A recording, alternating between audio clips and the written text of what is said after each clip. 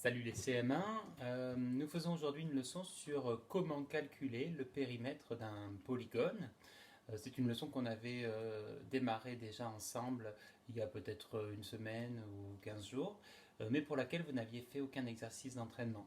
Alors du coup, je me dis qu'un petit rappel, ça ne ferait pas de mal. Vous savez que en géométrie, il y a beaucoup de termes de vocabulaire à connaître. Donc avant de commencer, on va se faire un petit rappel sur qu'est-ce qu'un polygone et puis qu'est-ce que le périmètre. Alors qu'est-ce qu'un polygone? On avait fait une définition ensemble et on avait trouvé que un polygone, c'est une figure géométrique qui est fermée.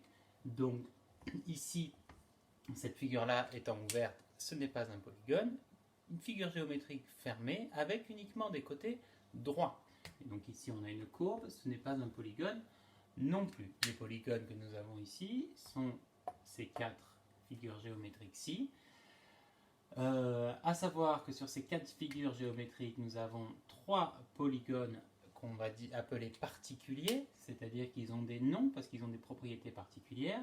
Un polygone à quatre côtés égaux est un carré, un polygone à trois côtés est un triangle, un polygone à quatre côtés égaux 2 à 2, c'est-à-dire deux côtés égaux et deux côtés égaux, est un rectangle. Ce polygone, par contre, n'a pas de nom, il n'a pas de propriété particulière. Euh, c'est un polygone quelconque. Maintenant, le périmètre. Qu'est-ce que le périmètre d'un polygone? Eh bien, tout simplement, le périmètre, c'est le nom qu'on donne à le tour, le contour de la figure. Quand je vous demande de calculer le périmètre de ce polygone, je vous demande la longueur de son contour.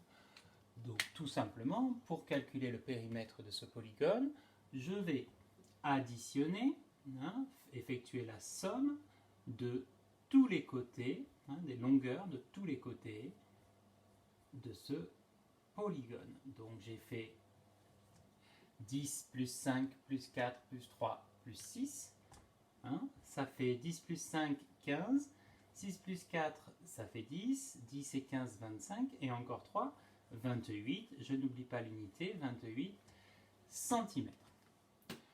Pareil ici pour le triangle. Pour calculer le périmètre de ce triangle, je fais 10 plus 9 plus 3 égale 19 plus 3, 22 cm.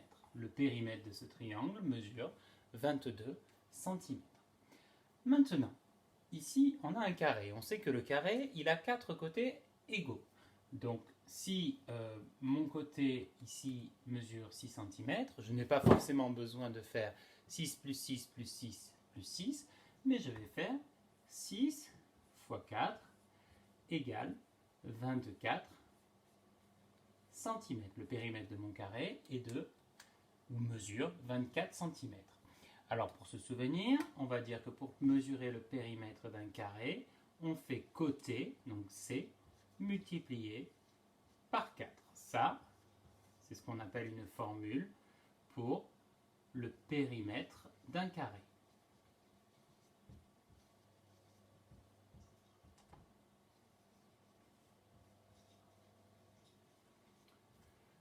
Le rectangle maintenant, le rectangle, il a des côtés égaux 2 à 2, c'est-à-dire que ces deux côtés-là sont égaux et ces deux côtés-ci sont égaux.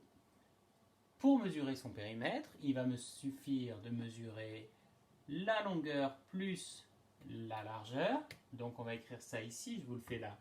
La longueur, ça s'écrit avec un L majuscule, plus la largeur. Ça, je vais devoir le calculer en premier. Donc, autrement dit, 11 plus 6. Il va falloir que je sache combien ça fait.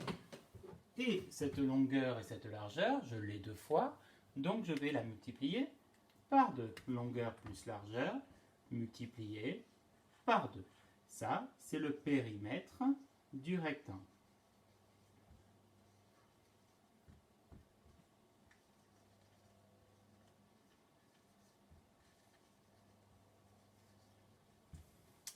« 11 plus 6, multiplié par 2.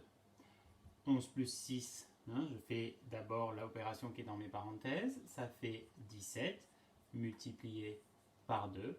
17 multiplié par 2 égale 34 cm. Le périmètre de mon rectangle mesure 34 cm.